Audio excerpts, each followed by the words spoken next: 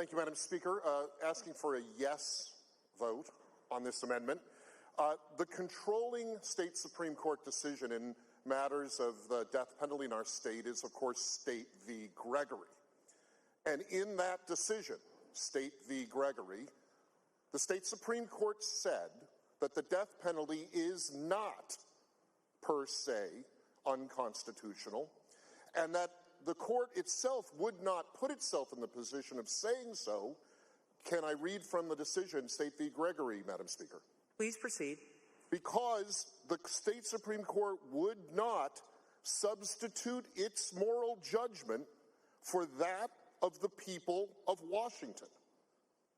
That's what Justice Fairhurst and the majority, the unanimous group on the state Supreme Court wrote when they put together State v. Gregory. They would not support their moral judgment for that of the people of the state of Washington.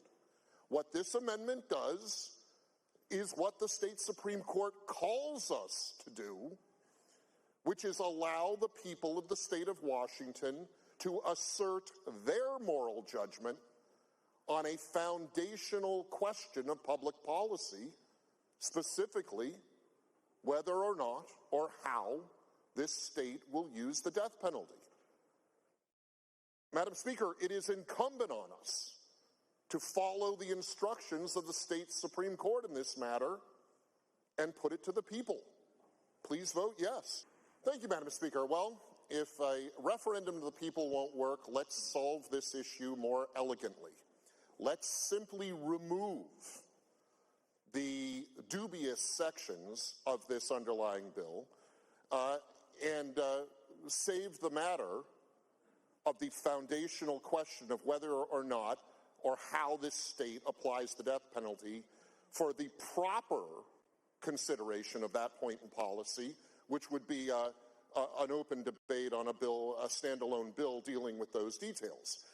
Madam Speaker, as you well know, this bill is based on a letter that the state Supreme Court periodically sends us, in which it recommends that we strike from our statutes statutes that that court or other courts in the state have deemed to be unconstitutional. Now, most of the content of the underlying bill is not controversial.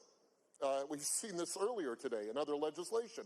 The bulk of what it deals with are, in fact, rather technical points in policy, although some substantive that are deemed unconstitutional primarily by the state Supreme Court.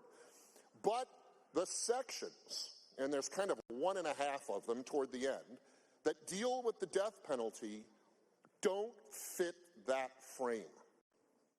They are substantive, I would say profound, Madam Speaker.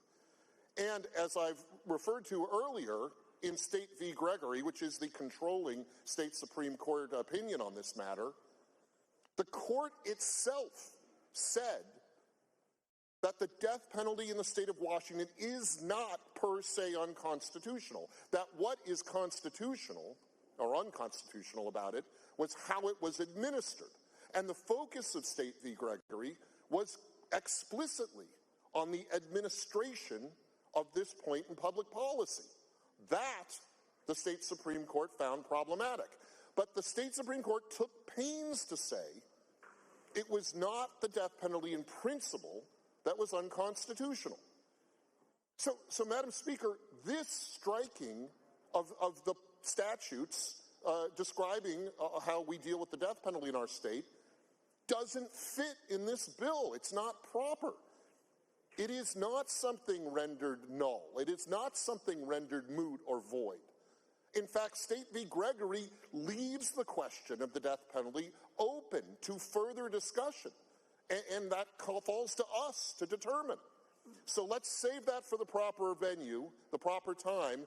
Vote yes on this amendment, and let's just remove these controversial parts out of an otherwise not so controversial bill.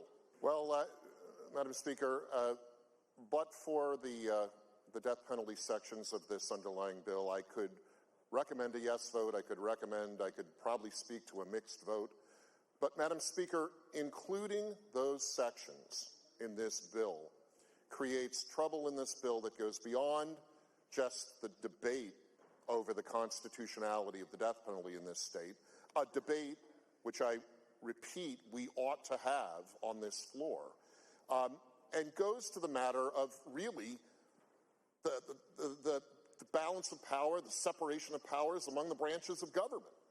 I mean, we should not take this letter from the Chief Justice of the State Supreme Court as a must-do list for substantial policy change in this state. If it were more narrowly drawn, this bill, if it were more tightly focused on matters that were not as foundational and constitutional as the death penalty, it would be a lot easier to support this bill.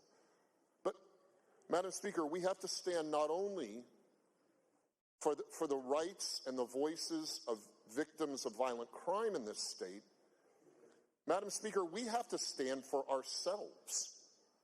We have to stand for the legislative branch and its independence of the other two branches of government.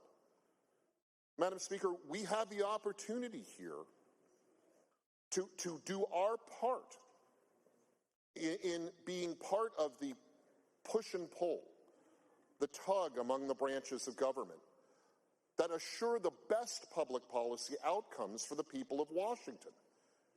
If we yield too quickly to what the other branches of government recommend, we aren't doing our job. The death penalty element... Do not impugn members and say that they are not doing their job. Please proceed. Thank you, Madam Speaker. I feel that if I don't stand for the legislative primacy, I'm not doing my job. And for that reason, I think we need to vote no on this bill.